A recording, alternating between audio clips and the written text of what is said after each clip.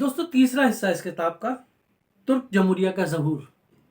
جب خلافت عثمانیہ کا خاتمہ ہو گیا، انقرہ کو انہوں نے اپنا دارالحکومت بنانے کا فیصلہ کیا، تو وہاں جمہوریہ کا ظہور ہوا۔ اب ظاہر ہے کہ مصطفیٰ کمال جو تھے، ایک طویل جدوجہد کے نتیجے میں انہوں نے اس قوم کو آزادی بھی دلائی تھی اور اپنی حفاظت بھی کی تھی سرزمین کی جیسے تیسے، تو وہ سیاسی ڈکٹیٹر بن گئے۔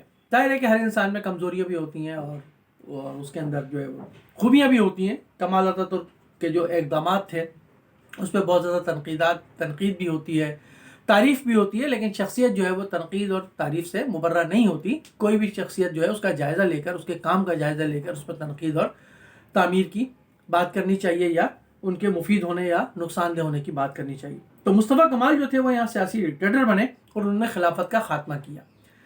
خلافت کا جب خاتمہ ہوا 1924 کے اندر، تو ایک بہت بڑا دھچکا لگا پورے عالم اسلام کے اندر، خاص طور پہ بر صغیر میں بھی۔ ترکی کے اندر بھی بہت ساری مخالفت ہوئی اس کی، لیکن انہوں نے اس کو خلافت کے بارے میں انہوں نے ایک نیا نظریہ پیش کیا۔ انہوں نے کہا اصل میں خلافت کا مطلب ہے انتظامیہ، وہ ایڈمنسٹریشن جو سنبھالتی ہے، جو کسی بھی نام پر سنبھالتی ہے، چاہے اسلام کے نام پر سنبھالتی ہے، چاہے قوم کے نام پہ سنبھالتی ہے، چاہے جمہوریت کے نام پہ سنبھالتی ہے، چاہے سیکولر روایات کے نام پر سنبھالتی ہے، لیکن اس کا مطلب ہے انتظامیہ۔ انہوں نے سختی سے اس کو نافذ کیا۔ اسی دوران خلیفہ عبد المجید جو آخر تھے سوئٹزرلینڈ روانہ ہو گئے۔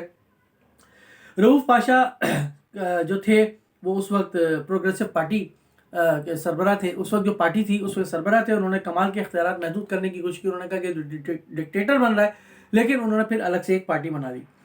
پھر کردوں کی بغاوت بھی اسی دوران وجود میں ہے۔ کردوں نے جب دیکھا کہ افراتفری کا عالم ہے، ایک نئی حکومت بن رہی ہے، تو انہوں نے عراق کے اندر اور جو ہے ترکوں کی بغاوت کی اور خلافت کے احیاء کے لیے رجعت پسندی جو شیخ سعید جو تھے وہ کھڑے ہو گئے اور انہوں نے خلافت کے احیاء کی تحریک چلائی، جیسے کہ ہمارے یہاں بھی چل رہی تھی۔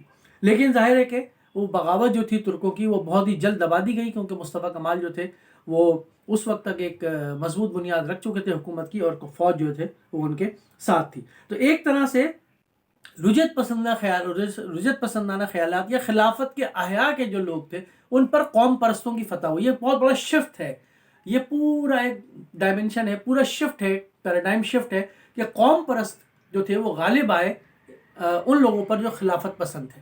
تو وہاں سے ترکی کا سمجھ لے کہ ایک جنم جو ہے وہ نیا ہوتا ہے۔ اس کو بھی اس تفصیل جو ہے وہ تیسرے حصے میں موجود ہے۔ ڈکٹیٹرشپ بدترین رہی ان کی، صحافیوں کا منہ بند کیا انہوں نے، کئی اخبارات بند کیے، صحافیوں کو پابند کیا کہ یہ لکھیں گے آپ، یہ نہیں لکھیں گے، اس قسم کے اداریے لکھے جائیں گے، اس قسم کی خبریں جائیں گی نہیں جائیں گی۔ حزب مخالف کے کئی لوگوں کو پھانسیاں لگیں، صحافی بھی بیچارے کوئی مارے گئے بہت سارے۔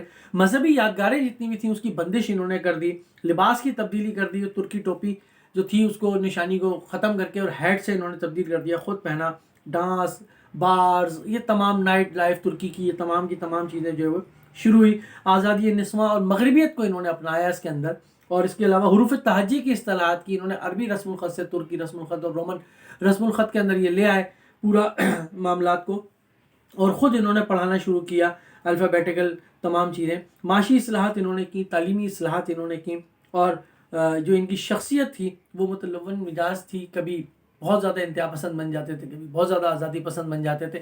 جہاں پر کلچر کا معاملہ آتا تھا، ثقافت کا، تہذیب کا معاملہ آتا تھا، وہاں پر بہت زیادہ براڈ مائنڈڈ بن جاتے تھے۔ لیکن جہاں پر قوم پرستی کا معاملہ آتا تھا، جہاں پر اپنی مملکت کو مضبوط کرنے کا، اپنی حکومت کو مضبوط کرنے کا معاملہ آتا تھا، وہاں بہت انتہا پسند بن جاتے تھے اور وہاں کسی بھی مخالفت کو برداشت نہیں کرتے تھے۔ تو بہرحال اس طرح کی شخصیت تھی اتاترک کی۔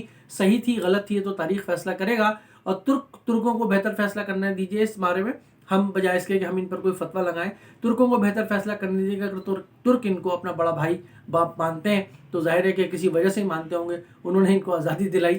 لیکن پیٹر کنراس کی یہ کتاب جو ہے ترک قوم اور جمہوریہ کا ظہور، جمہوری پبلیکیشنز کی بہت ہی شاندار پیشکش، بہت ہی شاندار کتاب، یہ ضرور پڑھیے آپ۔ ایک قوم کس طرح تباہ ہوتی ہے اور اس تباہی کے اندر جو رمق ہوتی ہے، زندگی کی چنگاریاں ہوتی ہیں، اس کو کس طرح اس کے قوم کے لیڈر توانا آواز بناتے ہیں اور ایک قوت بناتے ہیں، اور اس کو لڑ کر کے آزادی کو منہ سے چھینتے ہیں اور حاصل کرتے ہیں۔